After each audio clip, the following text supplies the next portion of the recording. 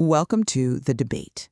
Our focus today is a classic story that really digs into what sustains human life. We're discussing a narrative that's, well, it's steeped in both the grinding reality of peasant life and also a pretty deep theological framework. So, the core disagreement we're tackling is this. Does this text ultimately teach that human survival hinges on material necessity and self-preservation? The basics? Or is the true foundation of human life actually the defining power of selfless love and spiritual purpose?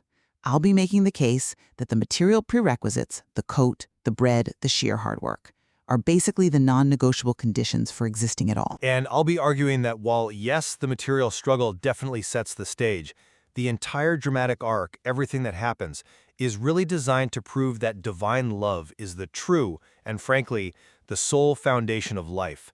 The story gives us a clear answer that I think pushes past those bottom-line economic concerns. Okay, well, to really grasp the gravity of the material side, we have to start where Semyon starts, which is desperately poor and freezing. His primary motivation right out of the gate is securing physical needs. He needs 3 rubles for a warm coat. That immediate life or death need drives, well, pretty much every decision he makes early on. His whole frustration comes from not being able to get that 5-ruble debt paid back, which, leads him straight to drinking vodka out of sheer hopelessness about his financial state. And then when he gets back with Mikhail, his wife Machiona, her first reaction isn't pity, it's rage. It's pure survival instinct kicking in. They have what? The last piece of bread. And here's her husband, possibly drunk, dragging home a stranger who is a direct threat to their, frankly, already incredibly precarious state. These physical limits, the cold, the hunger, the debt, I don't see them as just moral tests. They are the practical conditions under which life is actually lived day to day. Necessity is just the inescapable reality on the ground. I see it rather differently. I think the entire structure of this narrative is meticulously set up to test and then ultimately to kind of dismantle that materialist worldview. The author lays down the theological ground rules right away, quoting scripture, telling us that God is love. And the climax of the story, the big reveal, is the angel Michael's own testimony.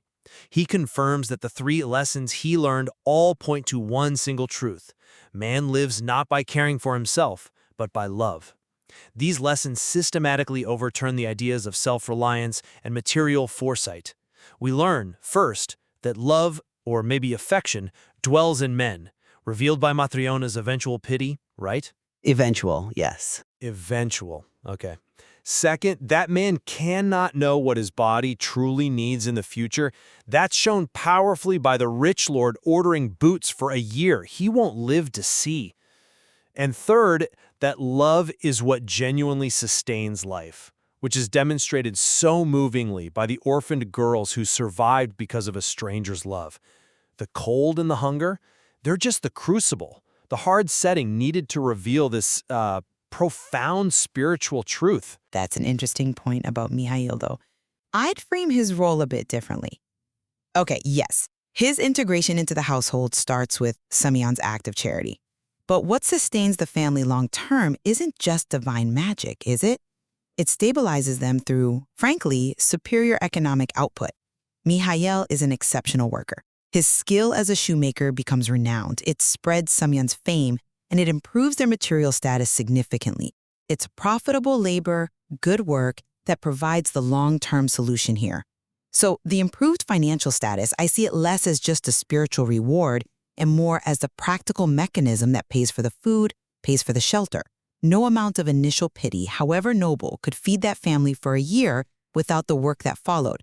Sustenance relies on productive, successful labor. I see why you'd focus on the labor, but maybe let's look at the motivation behind that economic output. Mikhail, remember, is an angel. He doesn't need to work for his own self-preservation.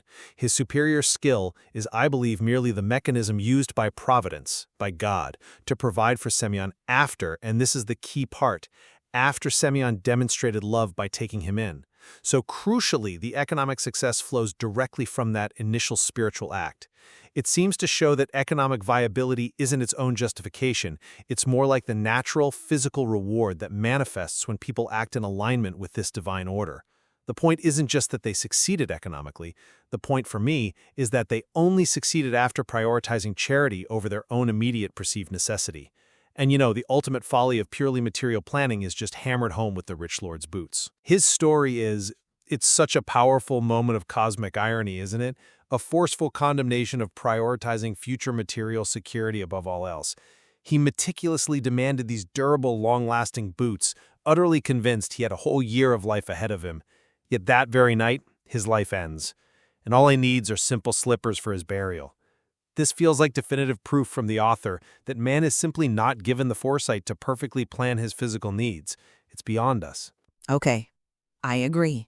The rich lord's fate is a powerful, very dramatic moment in the story, no question. But to suggest that his one death somehow negates the necessity of daily planning for everyone else, that seems like a bit of a stretch. The story clearly condemns greed. It condemns hubris. The Lord's demands were excessive, totally self-focused. Fair enough. But Semyon's initial failure, the thing that kicks off the whole story, actually stemmed from a lack of successful material planning, right? He couldn't even collect the debt owed to him. The day-to-day survival of the peasant communities still relies on them working hard, managing their meager earnings to buy bread. The spiritual truth we're debating, well, it relies on Semyon and Matriana being alive to experience it. Without some level of material effort and basic foresight, there's simply no living body left to receive the lesson of love, however profound it might be. And let's circle back to Matronia for a second. Her initial reaction to Michiel, it was fear and rage. That's a base survival instinct kicking in when her husband returns seemingly empty-handed except for another mouth to feed, a liability. Her eventual kindness, okay, it happens, but it feels like a fleeting emotional impulse, a moment of pity. But then the story immediately undercuts the strength of that impulse, doesn't it? Matrona almost instantly regrets her action. She admits to herself her heart aches over the clothes and the last bit of food she gave away. Her immediate practical assessment, the material loss, seems to overwhelm the spiritual act almost instantly. Now, if the spiritual act itself is so fundamentally sustaining, why does her mind snap right back to the practical ledger, to what they've lost? It suggests, to me at least, the fragility of human kindness when it stares cold, hard necessity in the face.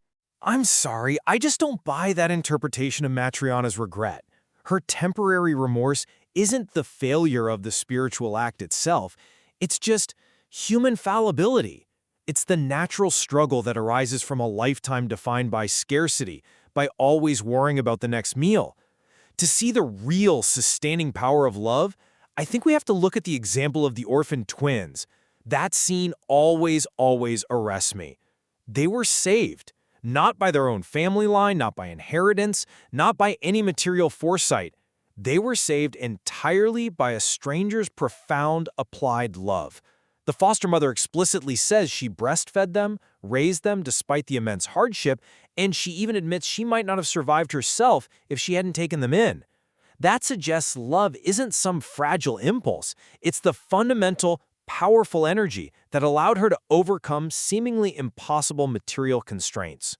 It transformed that struggle into sustained life, not just for the twins, but for her too. Look, the complexity of the human experience, which the story depicts so well, means that the material struggle just cannot be dismissed as merely secondary. It's fundamental. The text establishes a reality where life is incredibly harsh, and material goods, food, warmth, shelter are the practical currency of survival.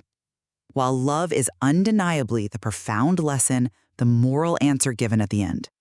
The ability for Semyon and Matriana to remain alive long enough to receive that lesson and then share it requires successfully navigating the constant, brutal pressure of cold and hunger. Existence requires, functional economics and successful labor. That's the bedrock. The material struggle is real, absolutely. I don't deny that. But the definitive message, the one delivered explicitly by the enlightened angel, Michael, is clear and I think unequivocal. The struggle itself, however harsh, is secondary to the guiding principle of love.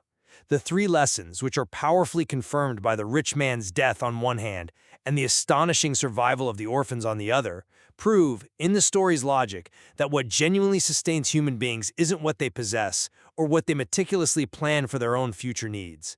It's the divine principle of selfless love residing within them. That's the core energy. So the material hardship provides the rigorous test, the necessary crucible for the human soul. Exactly. And through that crucible, it delivers a spiritual answer that ultimately transcends the test itself, leaving us, the readers, to weigh the significance of that earthly struggle against the final revealed truth about love.